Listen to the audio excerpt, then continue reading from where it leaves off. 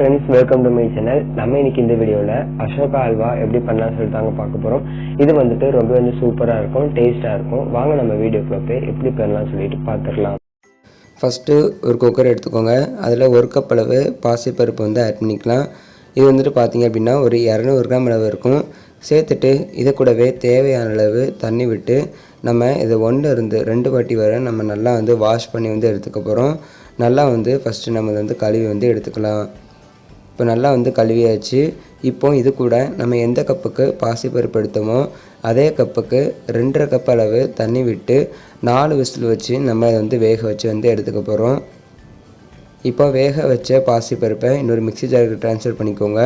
இப்போ இதில் 1/2 கப் அளவு சுகர் வந்துட்டு சேர்த்துக்கலாம். எந்த கப்புக்கு பாசிப்பருப்பு அளந்தீங்களோ அதே கப்புக்கு 1/2 கப் அளவு சுகர் வந்து சேர்த்துக்கோங்க. இந்த அளவுக்கு நம்ம ஃபைன் பேஸ்ட்டாக வந்து அரைச்சி எடுத்தாச்சு. இப்போ இதை வந்துட்டு வேற ஒரு பேனுக்கு வந்து நம்ம வந்து ட்ரான்ஸ்ஃபர் பண்ணிடலாம். ஃபஸ்ட்டு நம்ம ஸ்டவ் வந்து ஆஃப் பண்ண வேண்டாம். இப்போ நம்ம அரைச்சி வச்சுருக்க பேஸ்ட்டை நம்ம இது கூட வந்து சேர்த்துடலாம். எல்லாத்தையுமே வந்து சேர்த்துட்டு அதுக்கப்புறமா நம்ம ஸ்டவ் வந்து ஆன் பண்ணிக்கலாம். பாருங்கள், இந்த ஸ்டேஜில் நம்ம வந்து ஸ்டவ் வந்து ஆன் பண்ணிக்கலாம். ஆன் பண்ணதுக்கப்புறமா மீடியம் ஃப்ளேமில் பார்த்திங்க அப்படின்னா ஸ்டவ் வந்து ட்ரான்ஸ்ஃபர் பண்ணிக்கோங்க. இல்லை அப்படின்னா நம்மளுக்கு வந்து அடி பிடிச்சிரும். கைவிடாமல் இந்த மாதிரி கலந்து விட்டுக்கிட்டே இருங்க. இப்போ இந்த ஸ்டேஜில் ஃபஸ்ட்டு 1 டேபிள் ஸ்பூன் அளவு நம்ம நெய் வந்து சேர்த்துக்கலாம். ஸோ அல்வாவுக்கு நெய் கொஞ்சம் ஸ்மெல் நல்லா இருந்துச்சு அப்படின்னா டேஸ்ட்டாக இருக்கும். ஸோ அதனால் நம்ம 1 டேபிள் ஸ்பூன் அளவு நெய் வந்து ஆட் பண்ணியிருக்கோம். உங்கள்கிட்ட நெய் இல்லை அப்படின்னா நீங்கள் இதுக்கு பதிலாக ஆயில் கூட வந்து நம்ம வந்து சேர்த்துக்கலாம். ஃபஸ்ட்டு 1 டேபிள் ஸ்பூன் அளவு நெய் சேர்த்து நம்ம நல்லா வந்து மிக்ஸ் பண்ணி விட்டுக்கலாம். ஸோ இந்த ஸ்டேஜில் மீடியம் ஃப்ளேமில் தான் இருக்கணும். நம்ம வச்சு இந்த மாதிரி கைவிடாமல் கலந்து விட்டுக்கிட்டே இருக்கலாம். இப்போ இது கூட பார்த்தீங்கன்னா ஃபுட் கலர் வந்து சேர்க்க போகிறோம். ஸோ நீங்கள் ஃபுட் கலரை விருப்பப்பட்டால் வந்து சேர்த்துக்கோங்க. ஜஸ்ட் ஒரு கலருக்காக நான் வந்து ஆட் பண்ணியிருக்கேன். சேர்த்துட்டு நல்லா வந்து நம்ம வந்து மிக்ஸ் பண்ணி எடுத்துக்கலாம். மிக்ஸ் பண்ணதுக்கப்புறமா இது வந்து எல்லோ ஃபுட் கலர் நான் இன்றைக்கி வந்து யூஸ் பண்ணியிருக்கேன். உங்களுக்கு பிடிச்ச ஃபுட் கலர் வந்து நீங்கள் வந்து சேர்த்துக்கோங்க. சேர்த்து இப்போ பார்த்தீங்க அப்படின்னா ஒரு 20 நிமிஷம் கூட ஆயிருக்கு. நல்லா வந்து மிக்ஸ் பண்ணியாச்சு. பாருங்கள், ஃபஸ்ட்டு நம்ம ஸ்டார்டிங்கில் 1 டேபிள் ஸ்பூன் அளவு நெய் வந்து சேர்த்துருக்கோம்.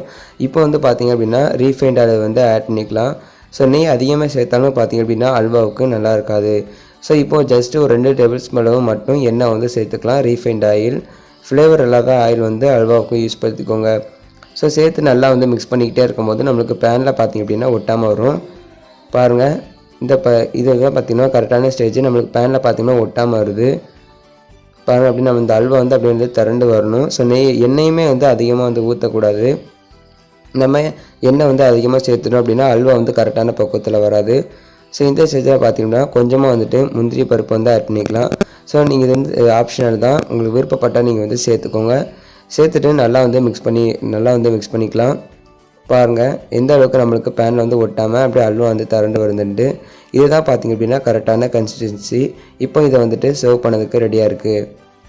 அவ்வளோதான் ஃப்ரெண்ட்ஸ், வீட்டிலே வந்து சிம்பிளாக ரொம்பவே ஈஸியாக அசோகா அல்வா எப்படி பண்ணலாம்னு சொல்லி பார்த்தோம். கன்ஃபார்ம் இந்த ரெசிபி உங்கள் எல்லாத்துக்குமே பிடிச்சிருக்குன்னு நினைக்கிறேன். இந்த ரெசிபி பிடிச்சிருந்துச்சி அப்படின்னா மறக்காமல் இந்த வீடியோக்கு லைக் பண்ணிடுங்க. மறக்காமல் நீங்கள் நம்ம சேனலையும் சப்ஸ்கிரைப் பண்ணிடுங்க. இந்த வீடியோ பிடிச்சிருந்துச்சி அப்படின்னா மறக்காமல் உங்கள் ஃப்ரெண்ட்ஸ் காலத்துக்கு ஷேர் பண்ணிடுங்க. தேங்க்ஸ் ஃபார் வாட்சிங்.